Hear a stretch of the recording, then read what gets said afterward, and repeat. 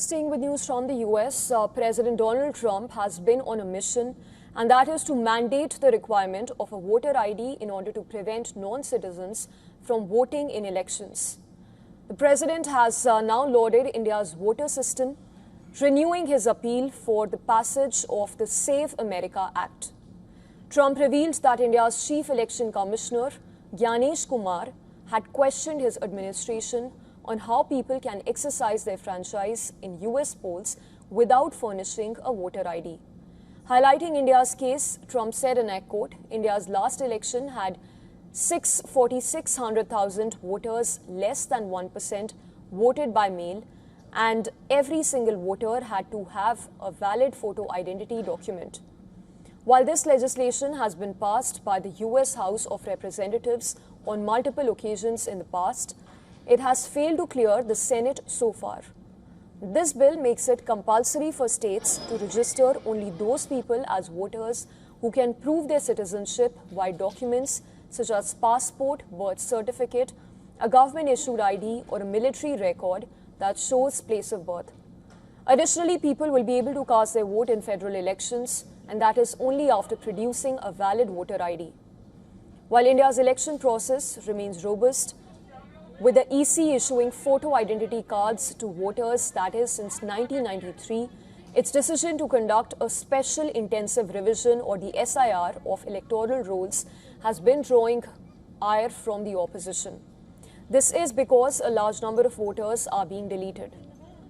Take Maharashtra, for example. While the state has 9.78 crore registered voters, enumeration forms of over 2 crore voters have not been received. This essentially implies that nearly 21% of total voters will not feature on the draft electoral roll set to be published on 24th of August. On its part, though, the EC, the Election Commission, has categorized these voters as absent, duplicate, deceased, and permanently shifted.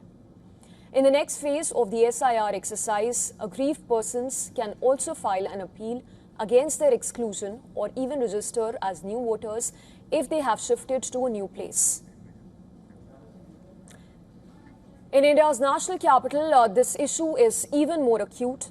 As per data that's been released by the Chief Electoral Officer, at least 1 in 3 Delhi voters face the risk of deletion. And that is because 33% of enumeration forms are yet to be submitted. This has in turn triggered a row with Delhi Congress President Devendra Yadav, accusing booth-level officers of not distributing the enumeration forms in authorized colonies and villages. However, this allegation was debunked by the Election Commission, which claimed to have distributed the SIR forms to all existing voters. While this may come across as a bureaucratic exercise, it can have serious implications from an electoral perspective.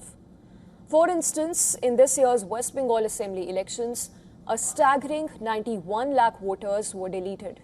While 27 lakh voters challenged their exclusion, they were unable to exercise their right to vote as their appeals were not heard in time.